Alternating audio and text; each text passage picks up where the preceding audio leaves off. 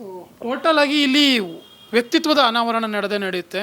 So ನಿಮಗೆ ಅನಿಸೋ ಪ್ರಕಾರ ಈ ಬಿಗ್ ಬಾಸ್ ಸೀಸನ್ 10 ಸೀಸನ್ ಪೂರೈಸಿ 11ನೇ ಸೀಸನ್ ಕಿಚ್ಚ ಸುದೀಪ್ ಅವರು ಈ ಬಾರಿ ಏನು ನಿರೂಪಣೆ ಮಾಡ್ತಾರಾ ಇಲ್ವೋ ಅನ್ನೋದು ದೊಡ್ಡ ಕ್ವಶನ್ ಆಗಿತ್ತು. ಆ ಕ್ವಶನಿಗೆಲ್ಲ ಆನ್ಸರ್ ಸಿಕ್ಕಿದೆ. ಯಾಕೆಂದರೆ ಜನ ಹೆಂಗೆ ರಿಯಾಕ್ಟ್ ಮಾಡಿದ್ರು ಅಂದರೆ ಸುದೀಪ್ ಇಲ್ಲ ಅಂತಂದರೆ ಶೋರೇ ನೋಡಲ್ಲ ಅನ್ನುವಷ್ಟು ಅಷ್ಟರ ಮಟ್ಟಿಗೆ. ಸೊ ಆ ನಿರೂಪಣೆ ಬಗ್ಗೆ ಅಂದರೆ ಸೀಸನ್ 10 ಮುಗೀತು, 11ರ ನಿರೂಪಣೆ ಬಗ್ಗೆ ಸರ್, ಸುದೀಪ್ ಅವ್ರು ಇರಲ್ಲ ಅಂತ ಕಲರ್ಸ್ ಅವ್ರು ಹೇಳಲಿಲ್ಲ, ಹೇಳಿಲ್ಲ. ನಾನು ಮಾಡಲ್ಲ ಅಂತ ಸುದೀಪ್ ಅವರು ಹೇಳಿಲ್ಲ, ರೈಟ್. ಅದು ಪಾಯಿಂಟ್. ಅರ್ಥ ಆಯ್ತಾ? ಬಿಗ್ ಬಾಸ್ ಅಂದ್ರೆ ಏನು ಗೊತ್ತಾ? ರೂಮರ್ಸ್.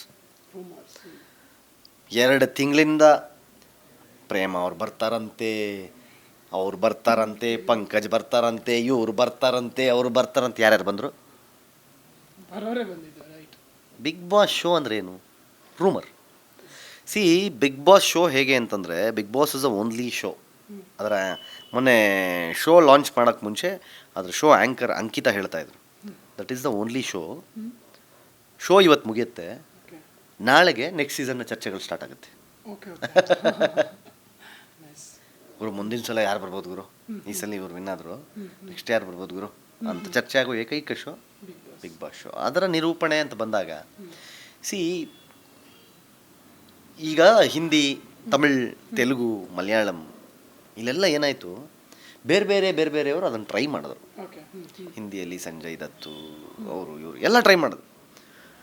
ಈಗ ಸಲ್ಮಾನ್ ಖಾನ್ ಫ್ರೀಸ್ ಆಗಿದ್ದಾರೆ. ಬಟ್ ಕನ್ನಡದಲ್ಲಿ ಬ್ಯೂಟಿ ಏನು ಗೊತ್ತಾ? ಕನ್ನಡದಲ್ಲಿ ಅಂತಲ್ಲ, ವಿಶ್ವದ ಯಾವುದೇ ಲ್ಯಾಂಗ್ವೇಜ್ನಲ್ಲಿ ತೊಗೊಂಡ್ರು, ದ ಒನ್ ಮ್ಯಾನ್, 1 ಡೆಕೇಡ್ ಒಂದು ಶೋನ ಹೋಸ್ಟ್ ಮಾಡಿದ್ದು Sudeep sir.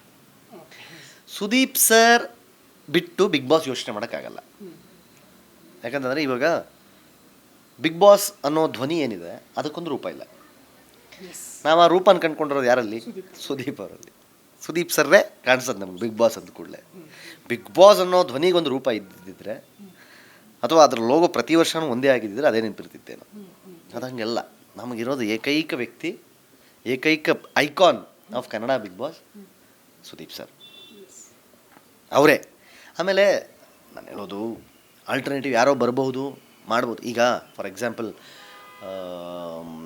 ತೆಲುಗುನಲ್ಲೂ first junior NTR ಮಾಡಿದ್ಮೇಲೆ ಸೆಕೆಂಡ್ ಸೀಸನಲ್ಲಿ ಬೇರೆ ಯಾರೋ ಮಾಡ್ತಾರೆ ಅಂದಾಗ, ಅಯ್ಯೋ ಆಗುತ್ತಾ, ಜೂನಿಯರ್ NTR ಹಂಗೆ ಮಾಡಿದರು, ಆಯಿತು. ನಾಗಾರ್ಜುನ ಅವ್ರು ಅದಕ್ಕಿಂತ ಅದ್ಭುತವಾಗಿ ಮಾಡ್ತಿದ್ದಾರೆ. ನಾನು ಹೇಳ್ತಾ ಇರೋದು, ಅಲ್ಲಿ ಟ್ರಯಲ್ಸ್ಗೆ ಎರರ್ಸ್ಗೆ ಅವಕಾಶ ಇತ್ತು, ಏನೋ ಮಾಡಿದ್ರು.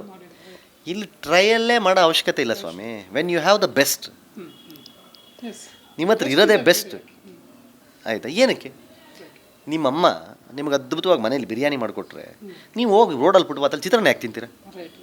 ಹುಡ್ಕಕ್ಕೆ ಹೋಗೋದೇ ಇಲ್ಲ. ಗುರು, ಬಿರಿಯಾನಿ ಆಲ್ರೆಡಿ ಇದೆ, ನಾವೇನು ಟ್ರೈ ಮಾಡೋದು ಬೇಡ, ಆರಾಮಾಗಿ ತಿನ್ಕೊಂಡಿದ್ದು ಬಿಡೋಣ ಅಂತ.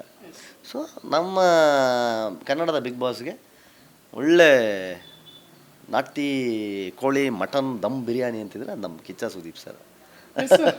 ಕೊನೆ ಪ್ರಶ್ನೆ ನಿಮಗೆ, ಸೀಸನ್ 4ರಲ್ಲಿ ರನ್ನರ್ಸ್ ಆದರೆ, ರನ್ನರ್ ಅಪ್ ಆದಾಗ ಈ ರನ್ನರ್ ಅಪ್ಗಳಿಗೆ ಒಂದು ದೊಡ್ಡ ಪ್ರಾಬ್ಲಮ್ ಅಂತ ಹೇಳ್ಬೋದು, ಅಥವಾ ತುಂಬ ಖುಷಿ ವಿಚಾರ ಅಂತ ಹೇಳ್ಬೋದು. ಏನಂತಂದರೆ, ಎಲ್ಲರೂ ಕೂಡ ನೀನೇ ವಿನ್ ಆಗಬೇಕಿತ್ತು, ನೀವೇ ಗೆಲ್ಲಬೇಕಿತ್ತು, ಅದು ಮಿಸ್ ಆಗಿ ಈ ಥರ ಆಯಿತು ಅನ್ನೋಂಥದ್ದು ಭಾಳ ಬರುತ್ತೆ. ಸೊ ಖಂಡಿತವಾಗ್ಲೂ ಕಿರಿಕೀರ್ತಿಯವ್ರಿಗೂ ಕೂಡ ಆ ಥರ ಬಂದಿರುತ್ತೆ. 100% ತುಂಬ ಮಾತುಗಳು ಬಂದಿರುತ್ತೆ, ತುಂಬ ಕಾಮೆಂಟ್ಸ್ಗಳ ವಿಚಾರದಲ್ಲಿ ಸೋಷಿಯಲ್ ಮೀಡಿಯಾದಲ್ಲೂ ಬಂದಿರುತ್ತೆ. ಸೊ ಅದು ಈಗಿನವರೆಗೂ ಕೂಡ ಎಲ್ಲರೂ ಬರ್ತಿರುತ್ತೆ ಮಾತುಗಳು. ಹೇಗೆ ನೀವೇ ಗೆಲ್ಲಬೇಕಿತ್ತು ಅಂತ ಸಹಜವಾಗಿ ಎಲ್ರಿಗೂ ಬರೋದು. ಅದನ್ನು ಬಿಗ್ ಬಾಸ್ಗೆ ಹೋಗೋದೇ ನೀವು ವಿನ್ನರ್ ಆಗಿ, ಬಿಗ್ ಬಾಸ್ ಒಳಗೆ ಎಂಟ್ರಿ ತೊಗೊಳ್ಳೋದೇ ವಿನ್ನರ್ ಆಗಿ. ನಿಮ್ಮಲ್ಲಿ ಆ ಯೋಗ್ಯತೆ, ಆ ಕ್ವಾಲಿಟಿ ಇದ್ದರೆ ಮಾತ್ರ ಬಿಗ್ ಬಾಸ್ ಮನೆಯೊಳಗೆ ಹೋಗೋದು ಅಂತ ಹೇಳ್ತಾರಲ್ಲ. ಸೊ ವಿನ್ನರ್ ಆಗಿ ಒಳಗಡೆ ಹೋಗೋದು ಸಹಜವಾಗಿ ಅನಿಸುತ್ತೆ. ಇಲ್ಲಿ ತನಕ ಬಂದಿದ್ದೀನಿ, ಗೆಲ್ಲಬೇಕಿತ್ತು. ನನ್ನನ್ನು ಇಷ್ಟಪಡೋರ್ಗೆ ಅನಿಸುತ್ತೆ, ಇಲ್ಲಿ ತನಕ ಬಂದೇನೆ, ಹುಡುಗ ಗೆಲ್ಲಬೇಕು ಅಂತ. ನನ್ನನ್ನು ಇಷ್ಟಪಡುವ ವರ್ಗವೂ ಇದ್ದಿದ್ದಕ್ಕೇನೆ ನಾನು ರನ್ನರ್ ಅಪ್ ತನಕ ಬಂದಿದ್ದೆ.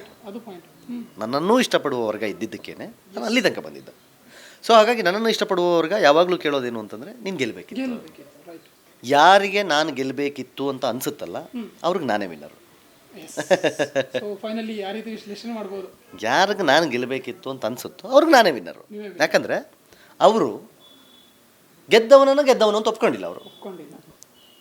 ಸೊ ಹಾಗಾಗಿ ಅವ್ರಿಗೆ ನಾನೇ ವಿನ್ನರ್. ತಗೊಳ್ಳಿ, ಆಯಿತು, ನನಗೂ ಸಂತೋಷನೇ.